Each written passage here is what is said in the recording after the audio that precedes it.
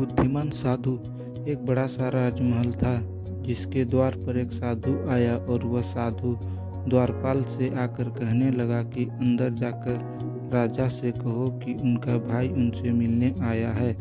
द्वारपाल सोचने लगा कि ये साधु के भेष में राजा से कौन मिलने आया है जो राजा को अपना भाई बता रहा है। फिर द्वारपाल ने समझा कि क्या पता कोई दूर का रिश्तेदार हो जिनसे संन्यास ले लिया हो। द्वारपाल ने अंदर जाकर सूचना दी, जिसके बाद राजा मुस्कुराने लगे और उन्होंने कहा कि साधु को अंदर भेज दो। साधु ने कहा, कैसे हो भैया? राजा ने जवाब दिया, मैं ठीक हूँ, तुम बताओ तुम कैसे हो? साधु ने राजा को कहा कि मैं जिस महल में रहता हूँ वो बहुत ही ज़्यादा पुराना हो गया है, कभी भी टूट कर गिर सकता है। यहाँ तक कि मेरे 32 नौकर थे, वो भी एक एक करके चले गए। ये सब सुनकर राजा ने साधु को 10 सोने के सिक्के देने का आदेश दिया, पर साधु ने कहा कि 10 सोने के सिक्के तो कम हैं। ये सुनकर राजा ने कहा कि अभी तो इतना ही है, तुम इससे काम चलाओ।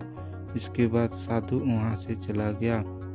साधु को देखकर मंत्रियों के मन में भी कई सवाल उठ रहे थे। उन्होंने राजा से कहा कि जितना हमें पता है आपका तो कोई भाई नहीं है, तो अपने उस साधु को इतना बड़ा इनाम क्यों दिया? राजा ने जवाब देते हुए कहा, देखो, भाग्य के 2 पहलू होते हैं, राजा और रंग।